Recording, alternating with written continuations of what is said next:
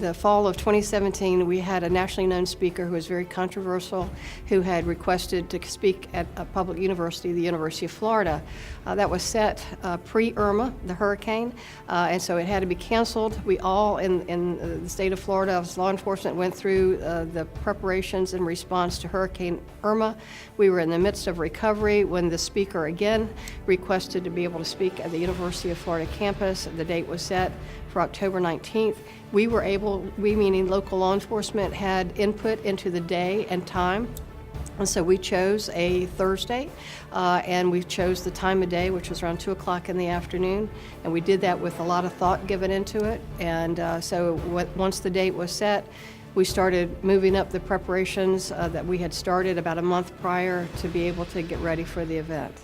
He had chosen other locations throughout the nation, and at each site there was disruption, violence, injuries, and in one case a death. And so this was not something that our community was looking forward to at all, but it was something that legally had to be done by the University of Florida. So we made a determination that the number of people needed that we could best estimate would be around 1,000. And so we set that as a goal. I got in touch with Sheriff Permel and David Brand of the Florida Sheriff's Association to reach out for the mutual aid task force under the sheriffs and tell them that we really needed to have at least 500. Didn't blink an eye at all. They just got with it and got on the phone, and within 3 days, the Florida Sheriff's Mutual Aid Task Force had gotten us not only 500, but more than that, more than what we needed. And they were all exceptional teams, well-trained. We wanted the best of the best, and we had, I believe it was over 26 Sheriff's Office personnel were sent. So as this developed, and we had very little intelligence, next to no intelligence, these groups that are called Altifa or alt-left, alt-right, the opposing sides, and a mix in between, they used very little social media.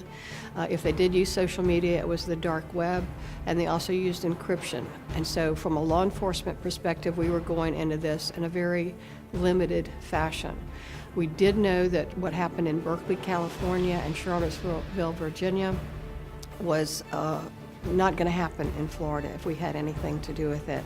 And we strongly believe that it was a show of force that would be needed. We had every resource that we could get together except for one, and that was the Florida National Guard.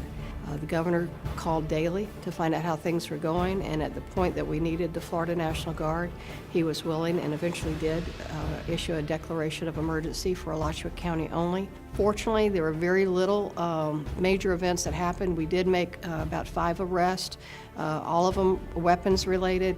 One was for open carry firearm, another was a firearm related charge. And then 3 people arrested in one incident where they fired shots, a gun at a vehicle, an occupied vehicle. So that was an attempted murder charge. Again, with the help of the Florida Highway Patrol, they were able to get an airplane up.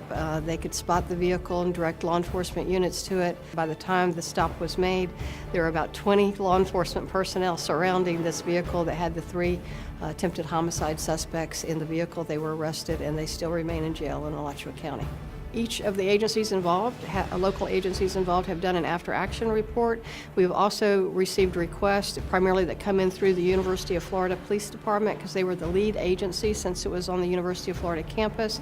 We've had at least 2 other universities from out of state who know that this controversial speaker is also planning to come to their area. We've had other requests. I've heard from Chief Kernick Stump from the University of Florida that others have inquired verbally or requesting information in writing, but we've had at least 2 site visits, and there will be many more. And we are more than willing to share the information that we gained, the experience that we had, and to make recommendations to some of the other states that are going through this very same problem.